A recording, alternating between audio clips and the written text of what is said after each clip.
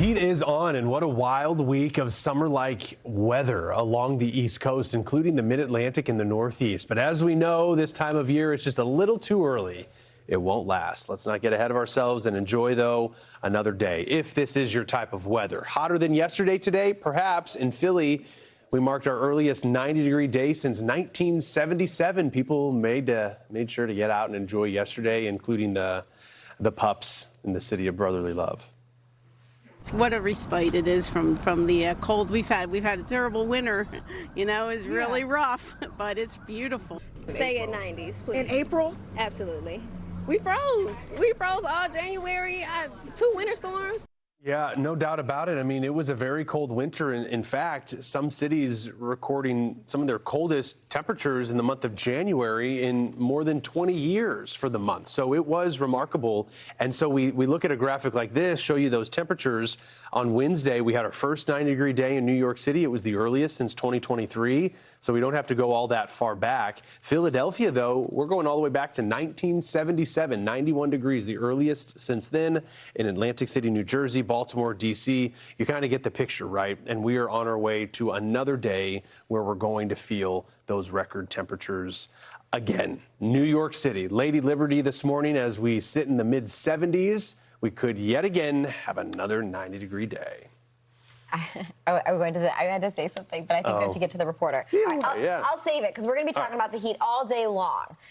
In New York City, we don't only have Lady Liberty. We also have Fox News multimedia reporter Asher Red. Asher is on the ground in Central Park. We actually were able to talk to you yesterday, Asher, just before things started to heat up to that 90-degree mark at Central Park. But I imagine the park is yet again just popping with people out getting a taste of that early warmth.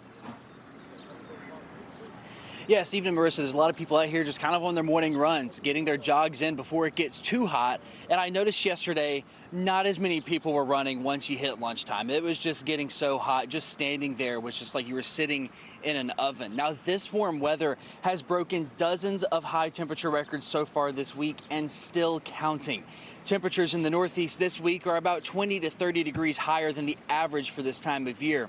The Fox Forecast Center says places along the I-95 corridor like Philadelphia, Baltimore, Maryland, and Washington, D.C. could reach 90 degrees today. And New Yorkers typically don't see heat like this until May or June. Might as well enjoy the day. The sun is out, everyone else is out. Dogs are running around. It's a beautiful day. Listen, that's why you got to come outside and enjoy the good time when it's available. And this heat comes after the coldest winter in the Northeast in over 20 years. Compare this warmth to last week's 30-degree weather, and some New Yorkers say it just feels like we skipped over spring altogether.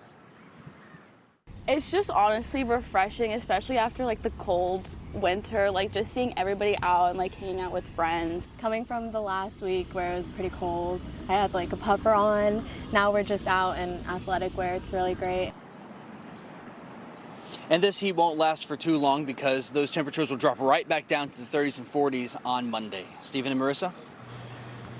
All right, well, enjoy it while it's hot. Yep, that's right. It was a very cold winter, so it is nice to see everybody back out there. Actually, I just think New Yorkers are a little bit nicer when the weather's a little nicer. But not too hot, because then they get grumpy again.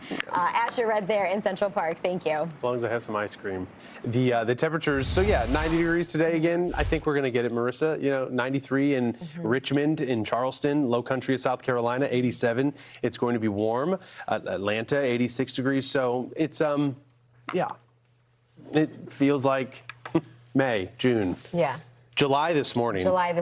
Yeah, overnight lows have been remarkably warm. Right. And that's what's prompted, I think, a lot of people to have to finally turn on the air conditioning because during the day we can kind of get through it. But at night when you're not cooling down that much, even my kids were commenting, the fan isn't working. Why is the fan working? Like, because it has no cool air to blow around. It's all warm. It's all warm. Yeah. So be careful. You know, the heat stressors that we talk about for the summer months, they do come into play. And even into tomorrow, we're starting to see some of the warmth diminish, but it's still an above average afternoon for a lot of you along the eastern seaboard. So what do we see tomorrow? Actually, some changes, some big-time changes. In New York City, temperatures will be a little cooler tomorrow, and then Saturday, even cooler, 64, 79, as that cooler air will move in. We'll still be warm in the southeast. It's what we would expect. It does take a lot for us to get the fronts to swing through, but there will be that opportunity with this boundary. Again, we've got a big chance for severe weather on Friday. And then with that in mind, cold air is going to rush in. And as we've covered, spots in the northern U.S.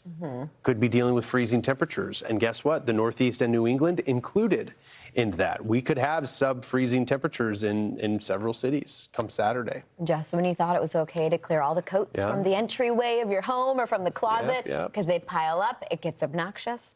But you might need some of those extra layers. You know, it's not the big kind of drop that you'd see at least in March, right? But it is a drop that's below average, so it is a little shock to the system. I think because we're just so above.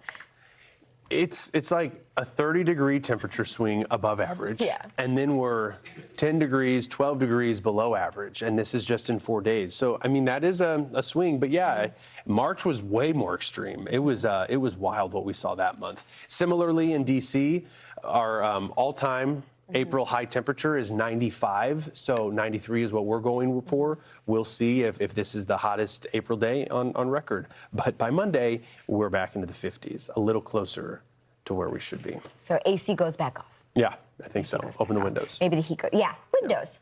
Windows.